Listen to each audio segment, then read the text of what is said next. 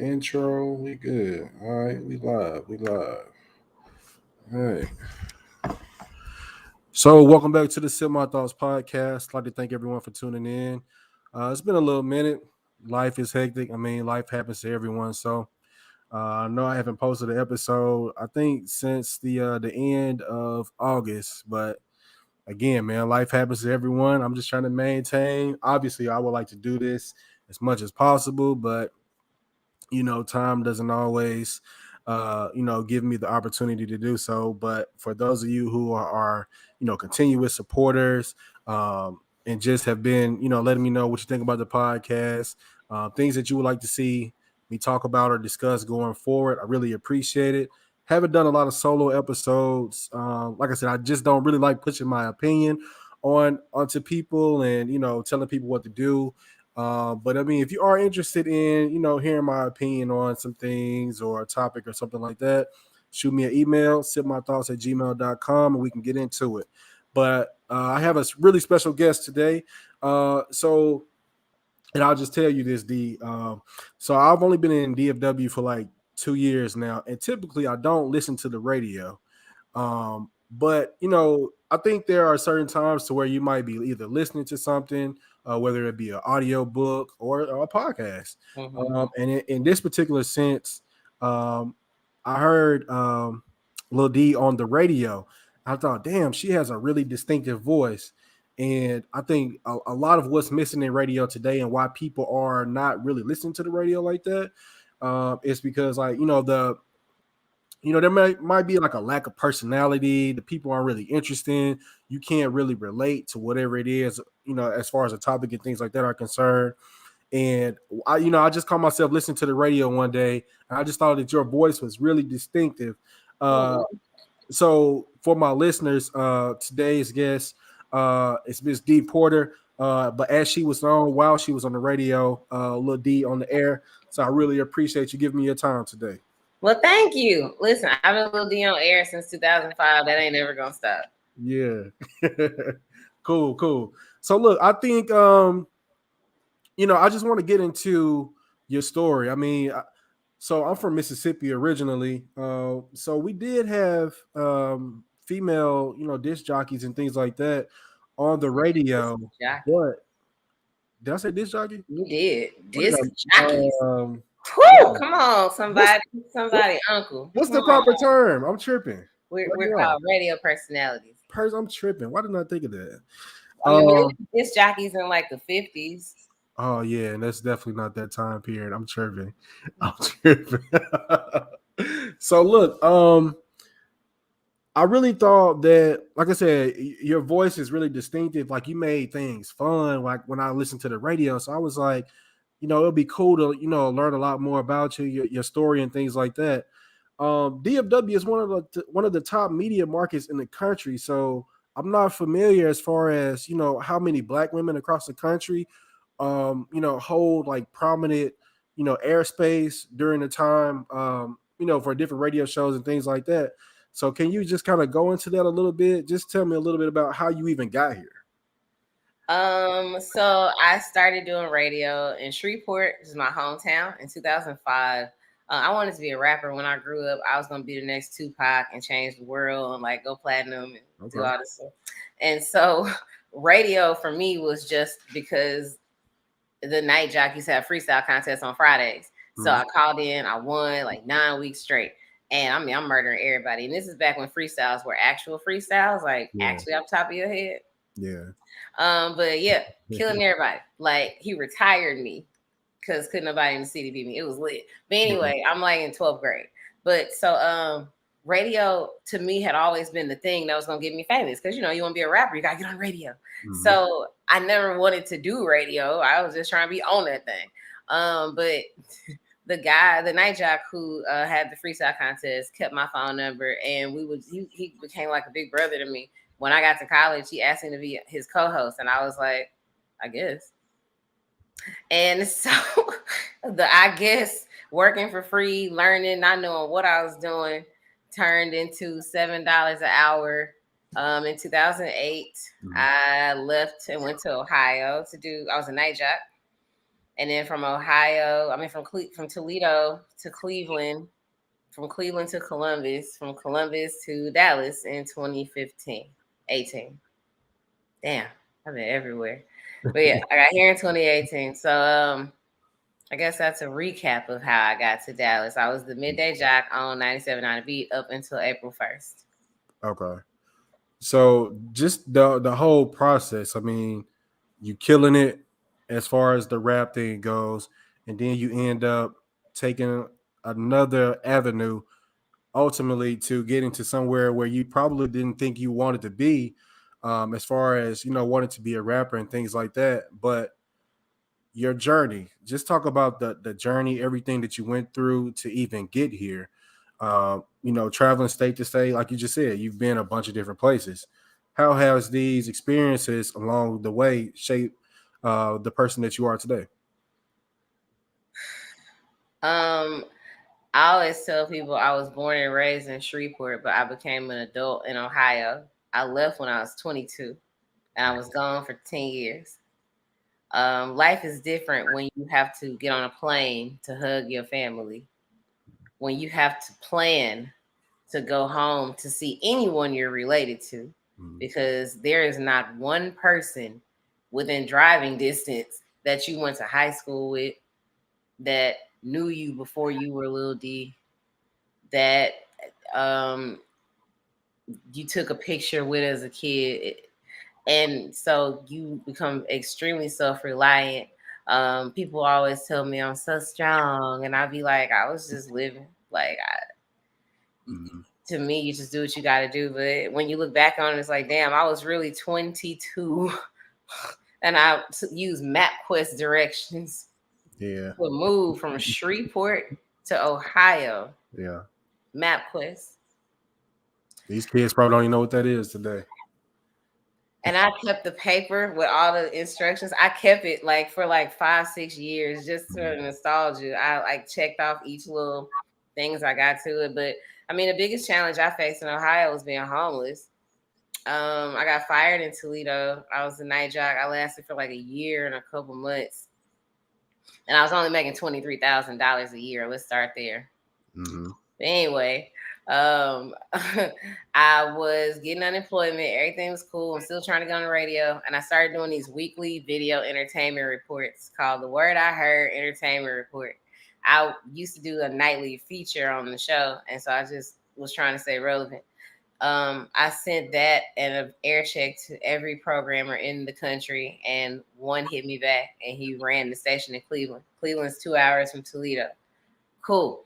So he hired me, but it was part time. So I'm making, what was I making, like $13 an hour. And I mean, that's great, but I can't pay this rent. So I got evicted. And so it was, are you gonna go back to Shreveport and start over, or stay up here and try and make it work? And to me, the decision was, all right, well, where am I gonna put all my stuff? Because I'm not going back home. And so I moved all my stuff into storage, and I moved into a motel, not a hotel. It was a motel. Like crackheads outside, prostitutes across the street. It was disgusting. The air halfway worked, and it was July. It was bad. It smelled. It was disgusting. But it was 168 a week, and with the radio station and my checks from Frito Lay, I was cool until I could find an apartment. And so for 3 months, I slept either in the motel or in my car while I was on air, hosting concerts, making appearances, trying to learn a new city, and nobody knew. And it's not that I was like embarrassed. I just felt like this is what I have to do, and I'm gonna be all right. And then at some point I'm gonna figure it out and I'm gonna be all right. But it was rough when it was Wednesday and you know you're not gonna eat till Friday. You literally know there's no food, no matter how many times you open this little mini fridge, this little hot ass mini fridge that only got halfway warm. No matter what you do, ain't no food in here. You better drink some more water. Or when you can't pay the motel for that week because it's due on Friday and you don't get paid till Monday, and he's not gonna let you slide. And you drive around until you realize you're wasting money you don't have, and you realize you don't have anywhere to go. You gonna sleep in your car. This is where you gotta sleep. That type of shit don't leave you. It doesn't bother me, but that was 2011. I've just been comfortable with going to rest areas to use the bathroom in the last like 2 years because that's usually where I slept. Yeah. So I would your what is your mental what was your mental health like in, going through those types of things? Because obviously I think now mental health is getting a lot more attention, and I think specifically with black and brown people. uh, I think for the longest, uh, I think we've all had our issues with mental health, but growing up in black households, you're told to either pray it away or it's gonna get better and stuff like that. But Mm-hmm. sometimes it just doesn't get better in that particular moment when you just absolutely need for it to get better. So while you're going through these things, but you're still chasing a dream, how are you feeling mentally? Like, Oh, it what? was awful. I had terrible confidence and self esteem. I talked horribly to myself. I, ugh, it was bad. The only thing, the thing that kept me going wasn't me telling myself, you can do it. I believe in you. The thing that kept me going was, what you gonna do? Go back to Shreveport? And the thing that kept me going was, there's no way I left home to come to Ohio to get fired. And that's it. But the thing that kept me in that motel more than anything is the fact that I didn't love myself enough to realize that it's okay to ask people for help. My rent that I got evicted over was $300. I could have got $300. Even if I asked my parents, like I could have asked my friends for $50 each and got $300. Hmm. Like I really be thinking about it. Like my car note is more than that now. But yeah, so it was. I could have saved myself a lot of agony if I would have loved myself more, but I just didn't at the time. And so I low key felt like I didn't deserve any better. Like this just your life, and this is how it's got to be. Your life not gonna be easy. Who cares? Whatever, you know. Yeah. And so I've done a lot of work on myself since then to be in the space I'm in now. Back then it was awful. Yeah. I think while you're going through trials and tribulations, like you said, oftentimes you might feel like you don't deserve any better than what your situation is, throwing at you at that particular moment in time. But I think one of the things that it seems that you didn't lose was your voice. Yeah. You continue to persevere and do the things that you needed to do, as far as not it's being knocked down but not staying down. So how did you how did you continue to maintain your voice while going through everything that you were going through? So I didn't realize that radio in Toledo, I still thought radio was gonna be like how I became a rapper.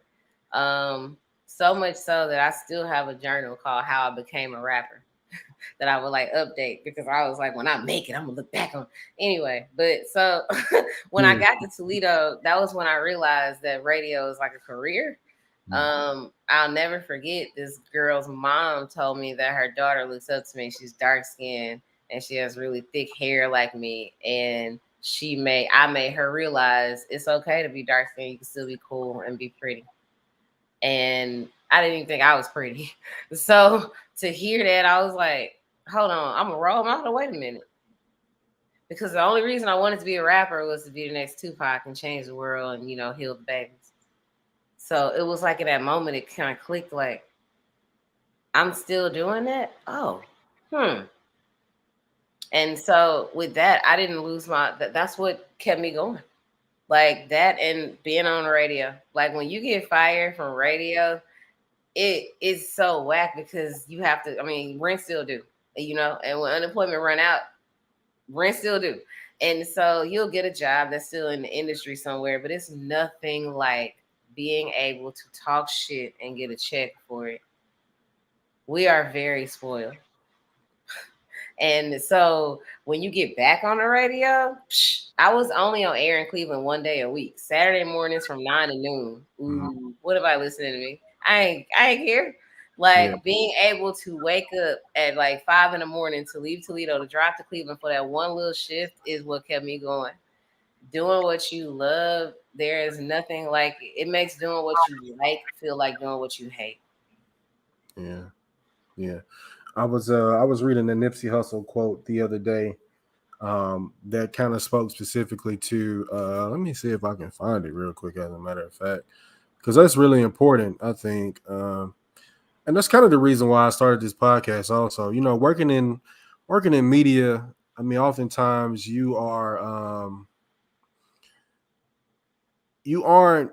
it's not that you don't have your own voice. You have a voice, but it's like there is an agenda behind your voice. Like you have to make sure that you're doing what you're supposed to be doing for them in order to, you know, disseminate and relay, you know, what it is that they want you to do.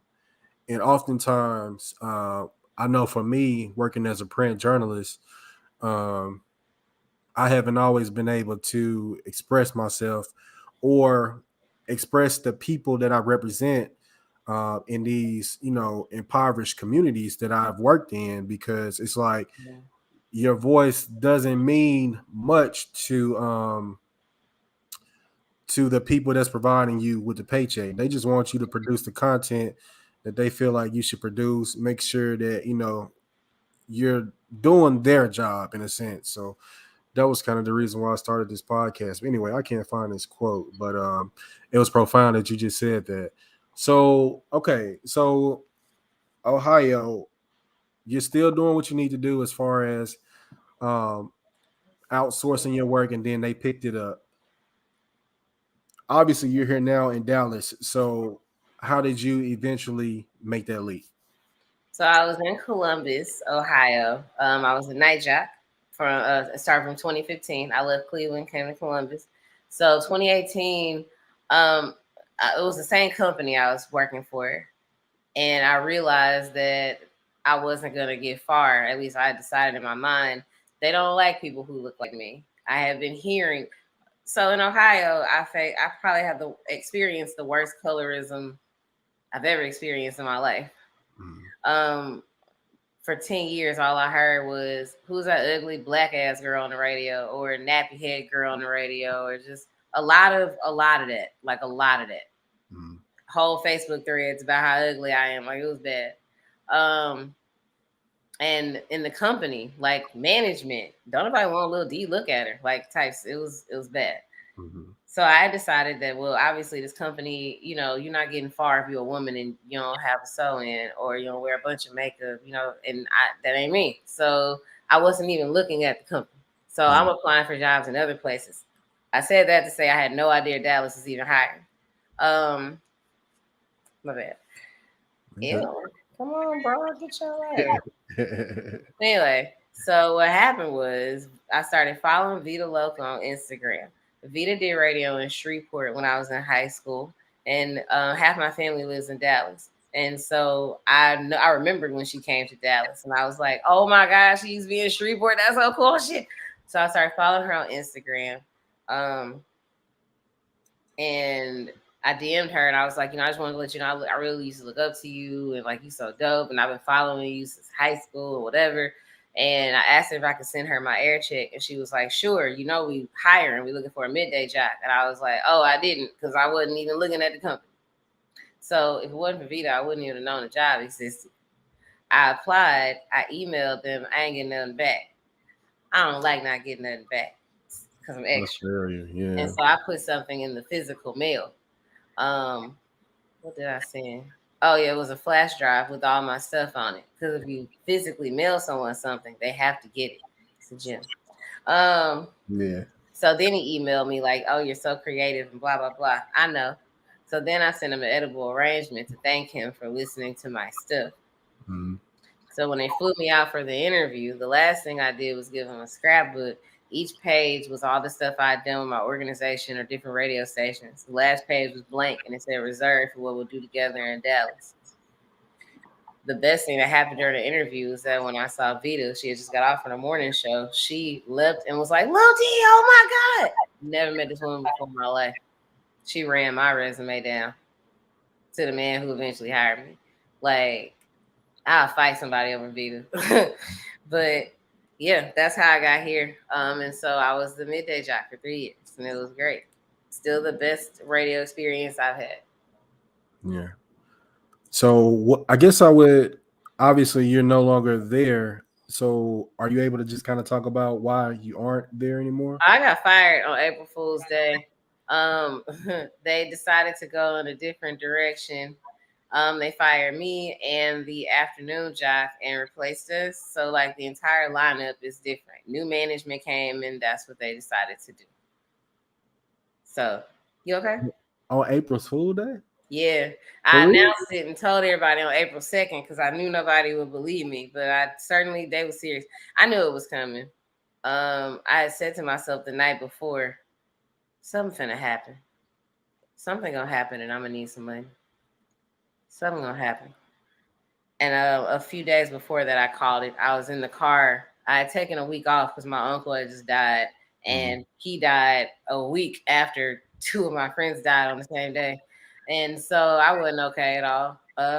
So I went back to work after one funeral and was like, yeah, I'm gonna take a week off. Oh, he died. I took the week off. When I was off, I heard my replacement and I went, they're gonna fire me and replace me with Jazzy Black.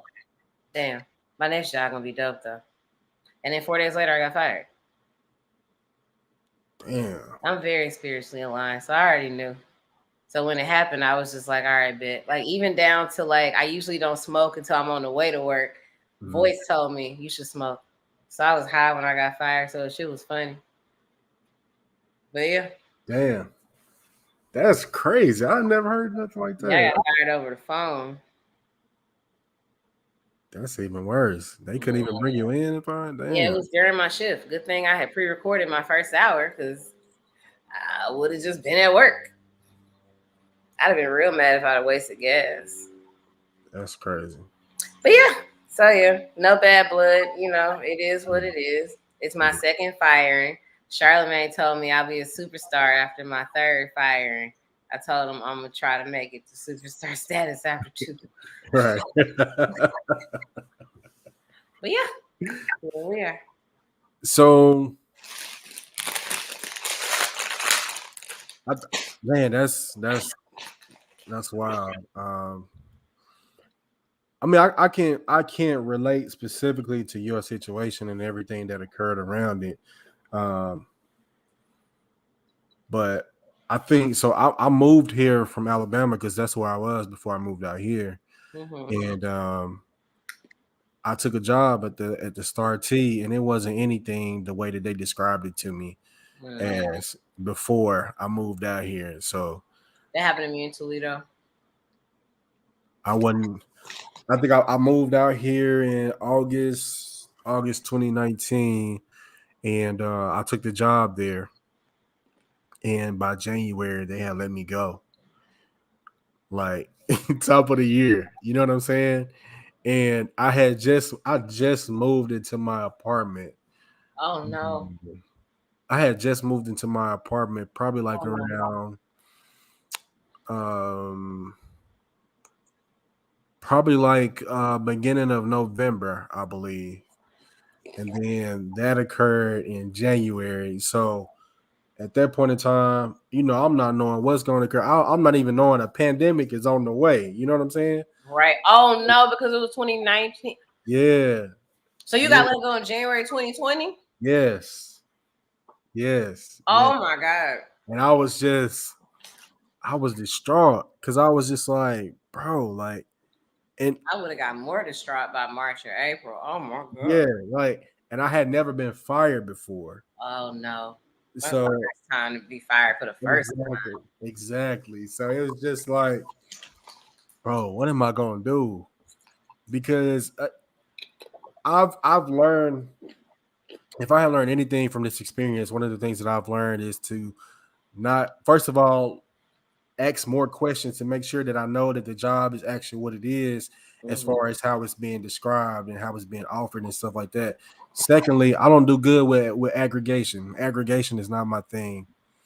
I'm so used to going into these communities and talking with these people, sitting down with them, having a conversation with them, figuring out what's going on in the community, figuring out a way to tell their stories and things like that, to where aggregation is just, I mean, I'm sure you know what aggregation is, but yeah, if I had learned anything from that experience, that definitely taught me to not take a job that's not suited towards my strongest skills. Did you get unemployment? No. I Kroger was the first job I ever had. I had that job from the time I was 16 until I was about 23. So I maintained like a good rapport with them. So I was able to get on at the Kroger near me. So I worked there for about like a year and a half. Didn't even plan on being there for a year and a half because I'm just knowing, okay, well, the way the job market is being described to me anyway, before I moved out here. I mean, you'll just hop back in the job quickly. That didn't happen for me. So I was at Kroger way longer than I originally planned on being there. So yeah, I can relate, but I can't relate specifically just all the way to your situation. But that's Damn, crazy. that's still devastating. I wasn't unemployed. I mean, I guess I am unemployed during COVID now, but still, with my first fire, and this fire is going way better for me. Yeah. I'm okay. Woo. I got a job now. Like, Yeah. sheesh. Yeah. That's damn. Did you move in like a big fancy apartment too? No. Oh, okay. Well, that's good. Definitely not. Definitely not. Damn. Yeah, I mean, I just wanted to work without having to like depend on parents and stuff like that. And I mean, obviously they were there if I needed them, but I just tried to make sure I did my best to, handle it the best way that I could and just do what I needed to do on my own. And I mean, kind of sort of as far as what you were saying, like I didn't want to move back to Mississippi. So I just knew that wasn't something that I was going to do either. You know what I'm saying? So I picked it up and carried it the best way that I possibly could. So definitely a learning lesson for sure. Definitely. Where in Mississippi are you from? I'm from the capital, Jackson. Oh, okay. At least you're from an actual city. That's cool. Yeah. Jackson not popping like that. I heard Jackson was popping. Jackson is unique. They trying to gentrify the city.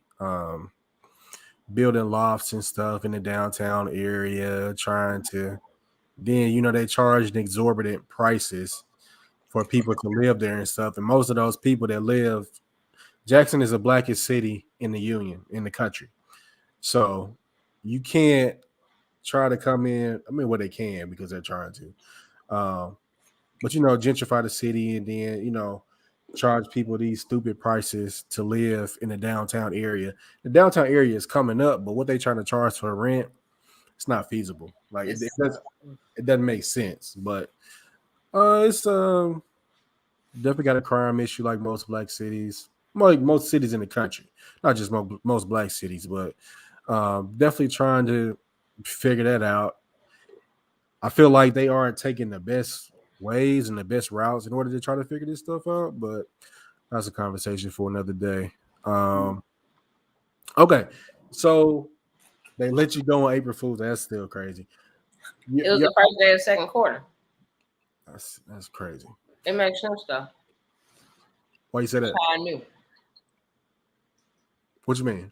It was the first day of the second quarter, so they had ended the quarter. Oh, okay. It made sense. I was like, yeah.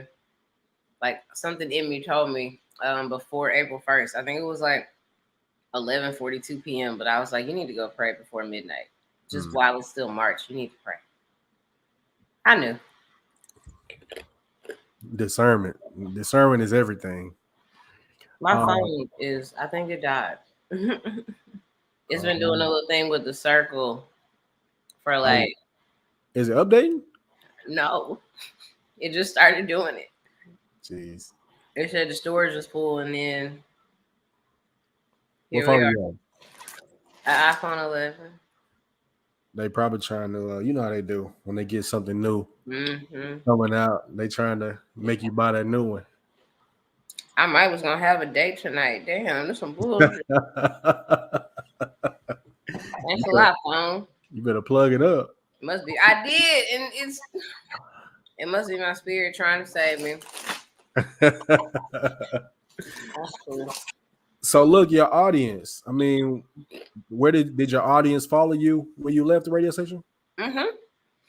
I still have people from Toledo, and that's 2008, who still are asking about me donating to my marathon and sharing the articles from the paper, sending me messages, and man, that's just beautiful. I wrote a book in 2019, and I went back to Ohio for the book tour, and I left Cleveland at the end of 2014. I went to Cleveland on book tour in 2019. We sold out like people I completely forgot I did stuff for. Like this one was like, you were the first person to put me in a newspaper because I wrote for a paper in Toledo and Cleveland too. And she's like, she sells bonnets now, so she gave me a free one. She was just like, you was the first person to put me in an article. I'm like, I did. Oh shit.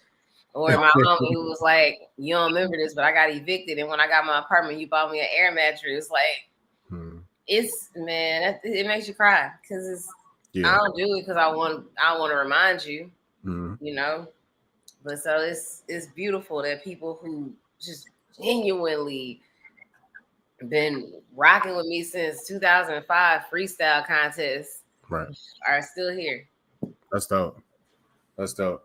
So talk a little bit about your book. What is your book about? All that good stuff. I think people, obviously I follow you on I just followed you on Twitter too. But my tweets be ratchet. So I wrote a book in 2019 called Route 2, My Choices Struggle to Succeed.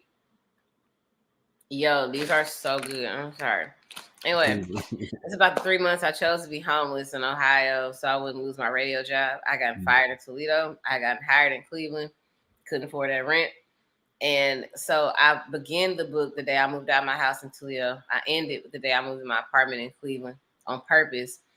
I didn't finish the book till I was in Dallas, but I ended it there on purpose because my apartment was the size of my living room and dining room now. It was a very, very, very small apartment. And I was so grateful for that little bitty closet because I only had to pay rent once instead of every week. Yeah. I had a stove. It's very expensive to be homeless. You can't cook.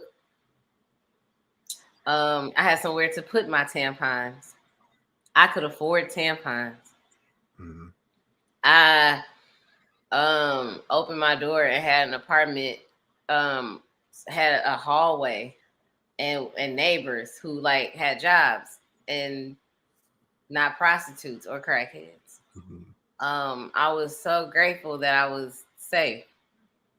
And so the book is really about how much you're willing to bet on yourself to make your dreams come true. I could have went home.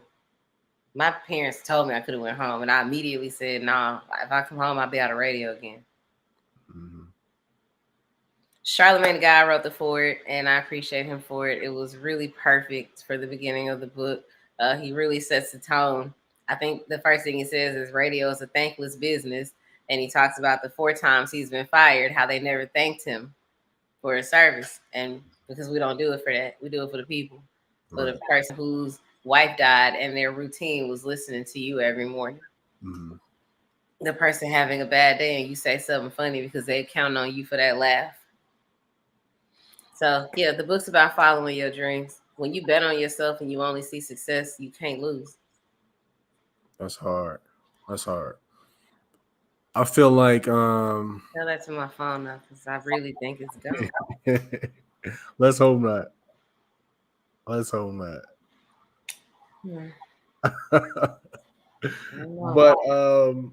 so how did you and Charlamagne connect? I met him on Twitter. After I got fired in Toledo, it was the first day of Wendy Williams' TV show. I think he might have been there, or I started listening to him when it was him and Wendy Williams on radio, and so I always liked him more than Wendy. But so when the TV show happened, I was sitting at home unemployed, so I tweeted and I was like, I don't care what nobody say. Wendy Williams and Charlamagne are two of the best to ever do it. He tweeted me back and said thanks. I was like, oh my god.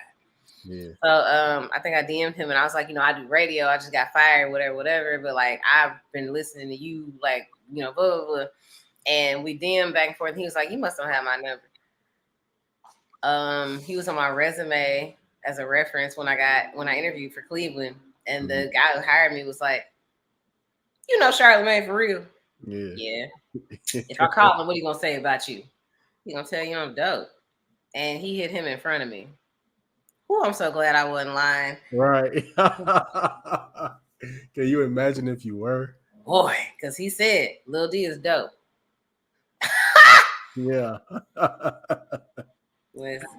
That's hard. That's hard.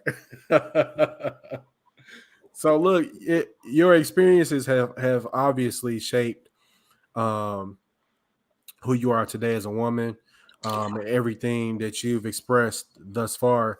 But I've also seen that you are active in the community in Dallas also. So could you just talk a little bit about the things that you do in the community and just pretty much how you're giving back also, and allowing other people to learn from your story as well. Yes, because for $2 a day, you can buy me a new phone. That's wow. So I started an organization in 2014 called Grinding in Real Life, where the mission is to help good girls become great women. We do a lot of different projects throughout the year. Well, pre-COVID, I'm still kind of figuring it out. But one of the things that I did, and I brought it to Dallas, is called 12 Days of Christmas, where we pick 12 girls and we let them shadow a woman in their desired career field for the day. We film it, turn it into a mini series, and at the end of it, the girls get a present and pamper party, and they get their hair and nails done, and we have music and gifts, and it's really cute and it's great. I'm gonna change the name of it and do it probably over spring break, but either way, there's that. Also, just me being a person, when I got all through school, I went to school. I was like always one of the only Black kids. And I was so used to it that when I got ready for college, I was like, I don't want to go to an HBCU. It's more than just Black people in the world. Anyway, yeah, I was that person. So when I had a white African-American studies teacher and he knew way more about Black people than me, I was offended. And I was like, you slap yourself, self. And that's what sparked that. And when I just started learning more about my history, my culture, who I was, who my people were, even down to just asking my great grandma, like, who was your grandma? The more pride you get in your race when you realize how many lies these white people have told us. And so the more that grew, just the more I used my platform to bring light to the shit that's going on. Yeah. Like I covered the Amber Geiger trial on air, and George Floyd, and no, I think I got fired. I got fired the day after the first day of trial. I was cute. I worked that day though. But anyway, but you probably not gonna see me at no march because I'm too violent for that. But I'll let you know where the marches are. Yeah. I'm gonna be down there fucking something up. But I feel like it's important, at least for me, to make sure that any little girl who looks like me or is looking to me knows that who we are is not an accident. Shit is a blessing. And treat it accordingly. Yeah. That's hard. That's real. That's real. And by the way, I went to a HBCU, so. I know I should have. Where'd you go? I went to Tougaloo. Oh, that's what? Tougaloo? Tougaloo College, yes. Where is that?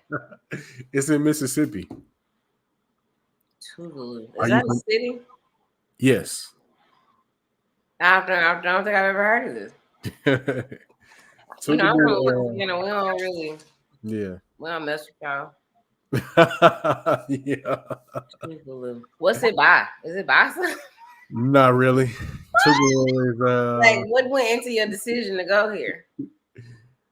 Tougaloo is. I'm gonna give you some game. So you wanted to be the female Tupac, right? Tu- Mm-hmm. Tupac actually set foot on our campus before. Yeah, historical. I think that the thing that really makes Tougaloo. Well, first of all, I could just give you like just like the bare minimum. So, That's gonna make me really be regret that I didn't attend. hey, Damn it, Tupac was one. first of all, hey, okay, so I'll give you a fact. Tougaloo is Tougaloo is one of the okay. So when you think about Mississippi, obviously we have PWIs, and I got my master's from one as well. But when you think of Tougaloo is entrenched in the civil rights movement. Um, Medgar Evers, Martin Luther King, and there's a historical context. So the classes that I took, my undergraduate courses in, like it's still the campus is still pretty much historical. It's more modern today, but from what it used to be, some of that is still on the campus. So the classes that I had my undergraduate courses in, Martin Luther King Jr. actually slept in that building. Medgar Evers has been on our campus. Anything that you can think of that's been centered around the civil rights movement in this country, Tougaloo College is where it started at. A good portion of anything that you can think of civil rights related happened on our campus. So I think it's more so about the historical context. We're the number one producer of doctors and lawyers in the state of Mississippi. And you have the University of Mississippi, which I went to also. They have a law school. I mean, obviously you're familiar with Jackson State and stuff like that. But yeah, so we're the shit as far as HBCU is concerned. We're like the upper echelon. Like we like top 10 of where our people go to school at. So That's yeah. really amazing. And then you turn around and got your master's from a white college. Cool. Yeah. Yeah, I did. Make perfect sense. Yeah, it's interesting. My uncle actually played football there. It kind of just ran in the family, so that's why I went also. But Tell me anything. It's cool. My um, phone don't work. I don't know what you're talking are you tripping? about. Hopefully it come back on for you. I don't know. So the I think you are a dope representative of what young black and brown girls can look to. They can obviously learn more about your story and know that you want the best for them and you want them to be whatever it is that they would like to be. I'm just wondering now that well, obviously things are still happening and occurring, but everything that you've been through so far that has led you to this particular moment in time in life, just how are you feeling about things? Obviously your story is still being written, and it's still coming together, but where you are at this particular moment in time in life, how are you feeling about everything? That's a great question, and nobody's ever asked me. I feel great. I pride myself on being present, and literally, my phone is I don't know what, and I'm laughing about it because, man, listen, Yeah. I've had a very rough year. Mhm. 2 people died in one day. My uncle died the next week. I went to a funeral Monday. I got fired Thursday and went to another funeral Saturday. I wasn't eating and didn't realize that I was losing weight. I lost 40 pounds this year. I don't know how much of that came from not eating and how much of that came from taking control of my health. I have no idea. And so I did a lot of meditating and walking and pouring into myself, and it's the best thing that's ever happened to me. Yeah. I still have a job. I'm an editor for the Dallas Weekly, which means I get to stay here. And I love the city. Half my family's here. My other family's up the street. I'm at peace. I wake up every day thinking about what I'm grateful for. one of the things I said to myself was, "Damn, my book about Dallas is gonna be lit." The next book I'm writing now is about Cleveland, then Columbus. So the one after that is Dallas. Mm-hmm. So everybody's all, "So what's next? It's gonna happen." I'm like, "Shit, I don't know. We'll see." Well, I mean, I know it's not gonna happen. What I'm gonna do? Wind up homeless again? No, the Yeah. fuck. Right. So we'll see. But Yeah. today, right now, I feel really good. I'm gonna Google a Sprint store, but other than that, I'm cool. Cool. Anything you like to add that I didn't ask you? Yep, Anything you want I'm people running to a know half about you? marathon December 11th. It's the BMW Dallas Half Marathon, the one that happens every year. It's a big deal. But the half is what I'm running, 13.1 miles. I'm going to run it for charity this time. Mm-hmm. So I'm not asking you to run with me. I'm asking you to run the check. I'm running it for Viola's house. It's a shelter for homeless teen moms. And obviously, I was homeless, so it's near and dear to me. I love it there. But the stuff that they do for these girls, they provide housing, childcare. They'll get you to work. They're going to help you get your GED, get you a job, an apartment, like all of that. And so, anyway, I'm asking people to pledge so much money per mile or just whatever you can throw. There are corporate donation, corporate sponsorships available as well. But go to everything's on my Instagram. You click the link in my bio. But it's runwithlilD.eventbrite.com. That's December 11th. Okay. My book is available also, link in the bio, or everything is just at grindinginreallife.com. And your Instagram? At LilDonAir, LILD on air. All right. I appreciate your time. Like I said, I really look forward to speaking with you. And actually, I'm about to be your coworker too. For real? So yeah. Yeah. Congratulations! Yay! Welcome to the team. Yeah. So I'm looking forward to it, and just looking forward to learning more about Dallas and everything that's happening here. Oh my God! I'm gonna take you on a tour. We're gonna both get lost because I kind of, sort of, only know where I'm going. Yeah, you've been here longer than me. You supposed to know.